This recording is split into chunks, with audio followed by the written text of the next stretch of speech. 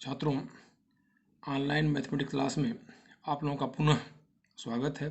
आज हम लोगों का पढ़ना है किसी अवयव का परिवर्त क्या होता है तथा सममित और विषम सममित अवयव क्या होता है। ठीक, तो सबसे पहले देखा जाए कि किसी दिए हुए अवयव का परिवर्त क्या होता है। यहाँ परिभाषा देखा जाए, किसी अवयव ए की पंक्तियों को स्तंभों में तथा स्तंभों को पंक्तियों में बदलने पर जो अवयव प्राप्त होता है, अवयव ए का परिवर्त अवयव कहते हैं।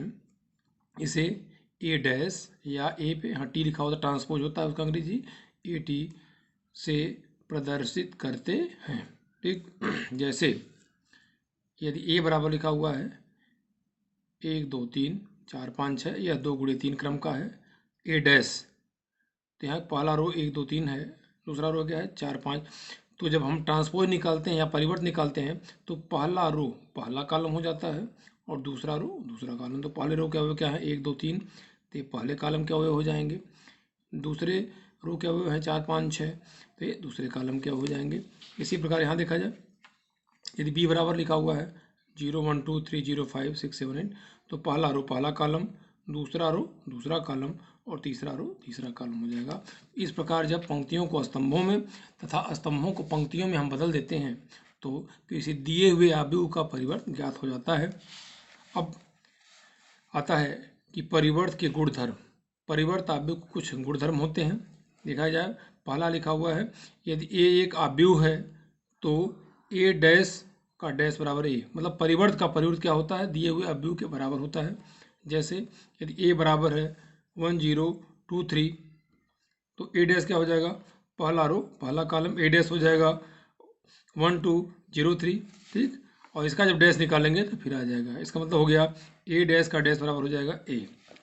अगला है, यदि ए और बी समान क्रम के दो अवयव हैं, मतलब दोनों का समान क्रम है, तो ए प्लस बी का होल डैश दोनों के योगफल का परिवर्त बराबर ए डैश प्लस बी डैश, मतलब अलग अलग परिवर्त के अवयव के योगफल के बराबर होता है।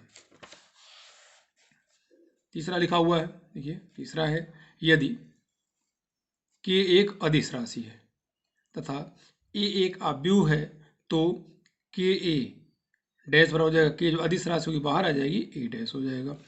इसी प्रकार से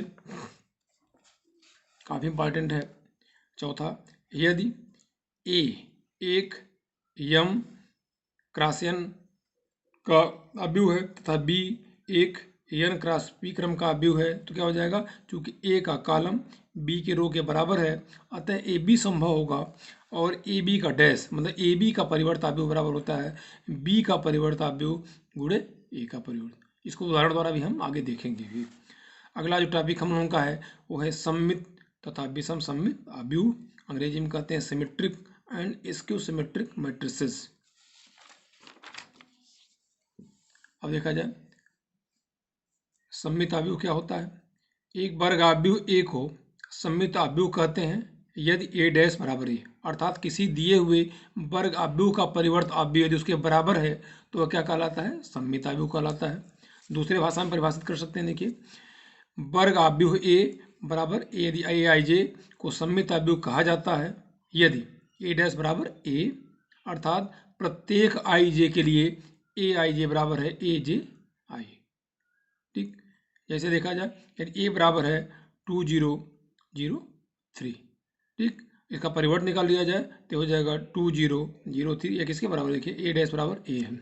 इसी प्रकार से यहाँ देखा जाए बी बराबर है इतना, तो बी डैश निकाला जाए तो वो भी उसी बराबर आ रहा है, तो बी डैश बराबर बी है, अतः क्या हो जाएगा, बी डैश बराबर बी, अतः बी है हो जाएगा सममित अवयव। यहाँ देखा जाए ऐसे भी देख सकते हैं, देखिए ये क्या है A12, देखिए यहाँ पे सॉरी इसमें देखा जाए A12 पहला रो दूसरे कॉलम A12 बराबर क्या है A21 दूसरे रो और पहले कॉलम का। ठीक, इसी प्रकार देखा जाए A13 बराबर, देखिए A13 का मान 3 है और A31 का मान भी 3 है, तो जैसे वहाँ बताया गया है ए आई जे बराबर ए जे आई, तो देखिए A12 बराबर A21 A13 बराबर A31, ठीक है ना। तो यदि ए डैश बराबर ए है तो दिया हुआ अवयव क्या हो जाएगा, सममित अवयव हो जाएगा। एक कंडीशन है कि वर्ग अवयव होना चाहिए। अगला देखिए, अगला है विषम सममित अवयव। इसको सिमेट्रिक मैट्रिक्स से कहा जाता है। वर्ग अवयव ए को विषम सममित अवयव कहते हैं यदि ए डैश बराबर माइनस ए।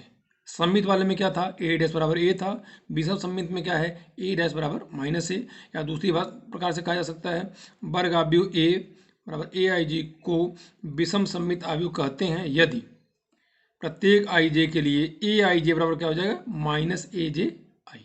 ध्यान देना है, ए आई जे बराबर माइनस ए जे आई। जैसे देखिए ए बराबर 0 3 -5 -3 0 -1 5 1 0। ए डैश निकाल लेंगे, ए डैश बराबर होगा 0 3 -5 -3 0 -1 5 1 0। ठीक, यदि यहाँ माइनस कॉमन ले लिया जाएगा, ए आ जाएगा, वह किसके बराबर, ए के बराबर है। इस प्रकार चूंकि ए डैश बराबर माइनस ए है, अतः यह दिया हुआ जो अवयव है ये विषम सममित अवयव होगा। ठीक, एग्जाम्पल ग्रुप में देखिए समझाया भी गया है यहाँ पे। A12 इसमें देखा जाए A12 का मतलब पहला रो दूसरे कॉलम का A12 बराबर हो जाएगा 3। ठीक, और A21 A21 बराबर -3, तो A12 बराबर क्या है, -A21 है। इसी प्रकार A13 बराबर -5, A31 बराबर 5 है, तो A13 बराबर -A13, अर्थात AIJ बराबर है -AJI। ठीक है, काफ़ी इंपॉर्टेंट है, प्रश्न प्रमेय के रूप में पूछा जाता है, ये सिद्ध करना होता है। इसलिए लिखा हुआ सिद्ध कीजिए कि विषम सममित अवयव के मुख्य विकर्ण के सभी अवयव शून्य होते हैं। विषम सममित अवयव के मुख्य विकर्ण के सभी अवयव शून्य होते हैं।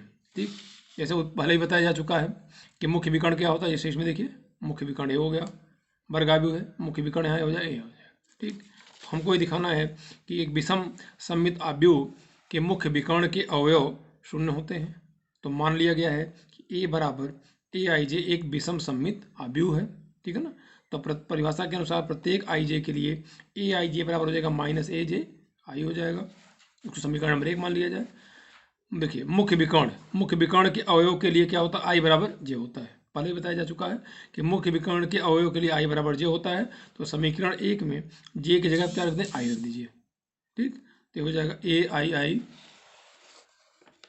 ठीक है, जे की आई हो जाएगा AII बराबर हो जाएगा यहाँ -AII, पक्षांतर कर देंगे AII प्लस AII बराबर 0 हो गया। ये हो गया 2 AII बराबर 0, जो कि 2 शून्य हो नहीं सकता है, यदि AI बराबर हो गया 0। ठीक, AII का मतलब क्या हो गया, मुख्य विकर्ण क्या होगा। इस प्रकार विषम सममित अवयव के मुख्य विकर्ण के सभी क्या होते हैं, शून्य होते हैं। ठीक, अगला जो है काफ़ी इंपॉर्टेंट ये भी है, अक्सर आता भी है। ये है प्रमेय के रूप में सिद्ध करना है कि किसी वर्ग अवयव को एक सममित अवयव तथा एक विषम सममित अवयव के योग के रूप में अद्वितीय व्यक्त किया जा सकता है। ठीक है ना, मतलब ये वर्ग अवयव को एक सममित अवयव और एक विषम सममित अवयव के योग के रूप में व्यक्त किया जा सकता है। सिद्ध करना देखा जाए कैसे सिद्ध किया जाए। प्रूफ लिखा हुआ है। माना कि एक वर्ग अवयव है, तो ए को देखिए, ए को निम्न प्रकार से लिखा जा सकता है। इस सबको जोड़ेंगे ये यहाँ पे, तो किसके बराबर हो जाएगा, ए। ठीक है ना, अब इसको मान लिया गया इतना, इसको मान लिया गया है पी और इसको मान लिया गया है क्यू। तो पी बराबर हो गया 1/2 ए प्लस ए डैश, क्यू बराबर हो गया 1/2 ए माइनस डैश।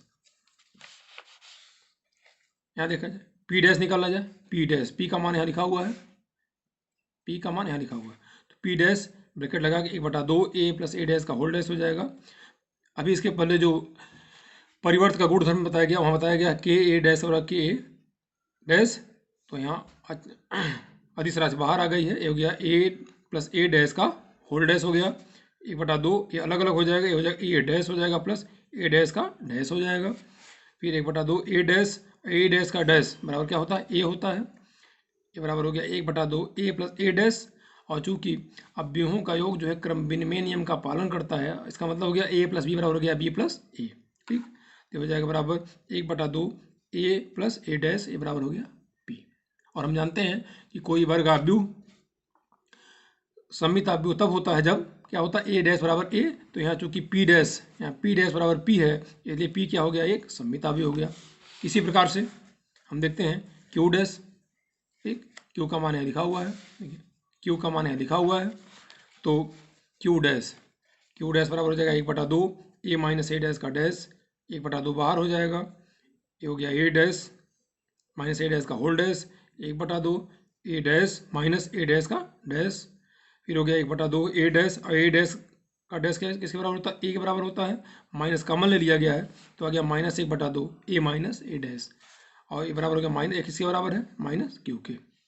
ठीक, इस प्रकार हम देखते हैं कि एक वर्ग अवयव, इस प्रकार हम देखते हैं कि एक वर्ग अवयव ए को एक सममित अवयव 1/2 ए प्लस ए डैश तथा एक विषम सममित अवयव 1/2 ए माइनस ए डैश के योग के रूप में व्यक्त किया जा सकता है। यह पी के बराबर है और ये क्यू के बराबर है। अगला इसमें लिखा हुआ है कि अद्वितीय, मतलब यह केवल एक ही प्रकार से ये सममित होगा और ये विषम सममित होगा, दूसरा मान माना भी जाए कोई तो इसी के बराबर आएगा।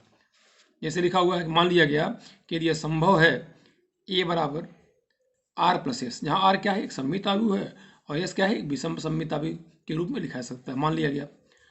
अब ए डैश निकाला जाए, ए डैश बराबर हो जाएगा आर प्लस एस का होल डैश, दोनों पक्षों का डैश ले लिया, परिवर्त ले लिया गया है, तो हो जाएगा R dash plus S dash.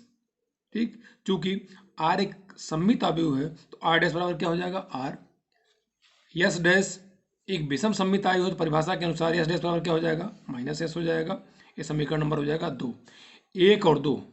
समीकरण 1 और 2 को हल किया जाए तो आर बराबर इतना आ जा रहा है, एस बराबर 1/2 इतना आ रहा है, आर बराबर हो जाएगा पी, जैसा कि पहले देखा गया है यह पी के बराबर है और यह क्यू के बराबर है। इसका मतलब हो गया कि यह जो एक वर्ग अवयव है उसको एक सममित अवयव और एक विषम सममित अवयव के योग के रूप में अद्वितीय, केवल एक और एक रूप में व्यक्त किया जा सकता है।